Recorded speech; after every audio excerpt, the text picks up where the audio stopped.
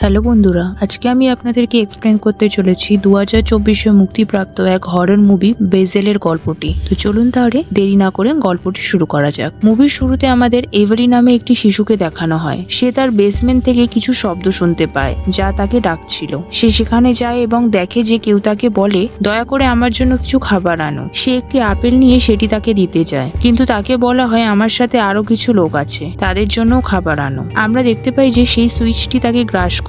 সে শিশুটিকে বেসমেন্টে টেনে নিয়ে যায় এবং তাকে খেয়ে ফেলে। তারপর আমাদের 1987 সালের একটি দৃশ্য দেখানো হয় যেখানে ওলো নামের একজন রিপোর্টার আসে। সে হেলেটের কাছে বলে, আমি তোমার বিষয়টি তদন্ত করতে এসেছি। হেলেট তাকে জানায়, আজ আমি তোমাকে সবকিছু বলবো। মানুষ মনে করে আমি আমার স্ত্রী ও ছেলেকে মেরেছি, কিন্তু তা সত্য নয়। আমি তাদের অনেক ভালোবাসতাম। হেলেট বলে, আমি কাজ থেকে ফিরে আসার সময় দেখি বেসমেন্টে আমার স্ত্রী ও ছেলের মৃতদেহ পড়ে আছে। কেউ তাদের খেয়ে ফেলেছিল। এই সবকিছু রেকর্ড করা হচ্ছিল। হেলেট রিপোর্টারকে সেই বেসমেন্টে নিয়ে যায় এবং বলে, আমি এখানেই আমার স্ত্রী ও ছেলের মৃতদেহ দেখেছিলাম। রিপোর্টার তাকে জিজ্ঞাসা করে, তুমি কি সত্যি তোমার স্ত্রী ও ছেলেকে হত্যা করনি? হেলেট বলে, আমি করিনি। এরপরে আমরা বাড়ির বাইরে কিছু শিশুকে দেখি যারা ভয়ে কাঁপছিল। তারা হয়তো মনে করছিল যে এই বাড়িতে একটি ডাইনি আছে। রিপোর্টার হাসতে থাকে, কিন্তু যখন সে সিসিটিভি ফুটেজ দেখে সেখানে হেলেটের পিছনে একটি অদ্ভুত ডাইনি দাঁড়িয়েছিল।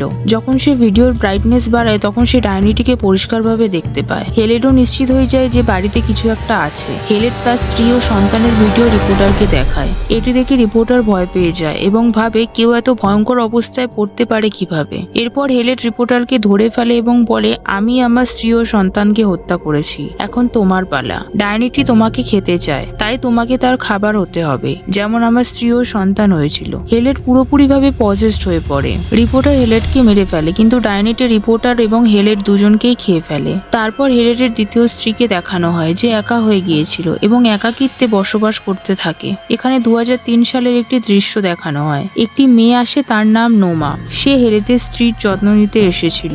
নোমা হেলেটের স্ত্রীর সঙ্গে সুন্দরভাবে এবং স্নেহের সঙ্গে কথা বলে, কিন্তু হেলেটের স্ত্রী খুবই অদ্ভুত আচরণ করছিল। সে অদ্ভুতভাবে হাসছিল। নোমার হাতে একটি টেপ রেকর্ডার আসে যা সে নিজের সঙ্গে নিয়ে যায়। রেকর্ডারটি শুনে সে জানতে পারে যে লিন্ডা নামের একজন নার্স ছিল যিনি বারবার বলেছিলেন, দয়া করে আমাকে ছেড়ে দিন। হেলেটের স্ত্রী বলেছিল, তুমিই এর শিকার, ঠিক যেমন আরো একজন নার্স এই ডাইনির শিকার হয়েছিল। এরপর মুভি কাট হয় এবং দেখানো হয় যে হেলেটের স্ত্রী পজেসড হয়ে গিয়েছিল। নোমা হেলেটের স্ত্রী রুমে একটি টেপ রেকর্ডার রেখে দেয়। যখন সে রেকর্ডার শোনে সেখানে হেলেটের স্ত্রী ডাইনির সঙ্গে কথা বলছিল এবং বলছিল, আমার নোমাকে চাই, যে কোনো মূল্যে নোমাই চাই। নোমা যখন এইসব শোনে তার খুব অদ্ভুত লাগে। এরপর সে বেসমেন্ট থেকে অদ্ভুত শব্দ শুনতে পায়। সে বেসমেন্টে যায় এবং দেখে সেখানে মৃতদেহ পড়ে আছে। দরজা খুলতেই সে দেখে তার বন্ধু লিন্ডার মৃতদেহ, যেটি আত্মরা অবস্থায় ছিল। নোমা তাকে বাঁচানোর চেষ্টা করে, কিন্তু তখন আরেকটি ডাইনি এসে তার উপর হামলা করে এবং তাকে খেয়ে ফেলে। এরপর 2013 সালের একটি দৃশ্য দেখানো হয়। এখানে দেখানো হয় যে হেলেটের স্ত্রীও মারা গিয়েছিল।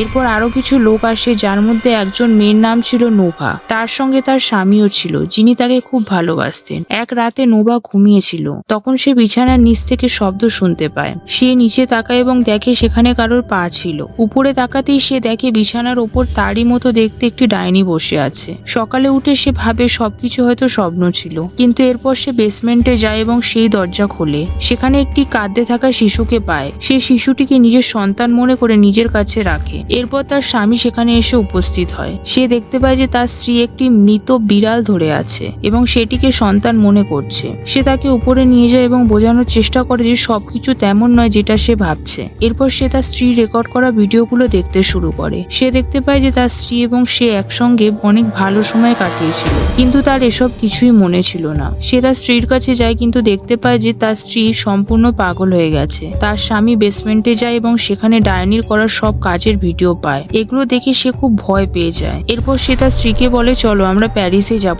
এখনই। কিন্তু তার স্ত্রী বলে, না, আমি কোথাও যাব না, আমি এখানেই থাক। তুমি যদি যেতে চাও তবে তুমি একাই যাও। এরপর দেখা যায় তাদের বাড়ি বিক্রি হয়ে গেছে। নোবার স্বামী যেটা চাইছিল সেটাই হলো, সে বাড়ি বিক্রি করতে চেয়েছিল, কিন্তু নোভা হঠাৎ তার স্বামীর উপর আক্রমণ করে, কারণ সে এই বাড়ি ছাড়তে চাইছিল না। এরপর আমাদের দেখানো হয় যে এটি তার স্বামীর স্বপ্ন ছিল। নোভা আসলে পুরোপুরি পজেসড হয়ে গিয়েছিল। সে তার স্বামীকে ডাইনির শিকার বানিয়ে তার সামনে তুলে ধরে। এরপর দেখানো হয় নোভা গর্ভবতী হয়ে পড়ে এবং তার সন্তানকে ডাইনির কাছে দিয়ে দেয়। ডাইনি শিশুটিকে খেয়ে ফেলে, কারণ শিশুদের খাওয়ার মাধ্যমে সে নিজের যৌবন ধরে রাখতে পারত। এরপর সেই বাড়িতে নতুন লোকজন এসে বসবাস করতে শুরু করে। করে, কারণ নোভা ও তার স্বামী দুজনেই মারা গিয়েছিল। এই সমস্ত কিছু সেই ডাইনি করত, সে সবাইকে মেরে ফেলতো, তবে কোনো একজন মানুষকে সে বেঁচে থাকতে দিত, যাতে সে তার জন্য নতুন শিকার খুঁজে আনে। আর এর সাথে সাথে এই মুভিটি এখানেই শেষ হয়। তাহলে বন্ধুরা, কেমন লাগলো আপনাদের এই মুভির গল্প? আশা করছি ভালো লেগেছে। যদি ভালো লেগে থাকে তাহলে ভিডিওটিকে একটা লাইক করুন, আর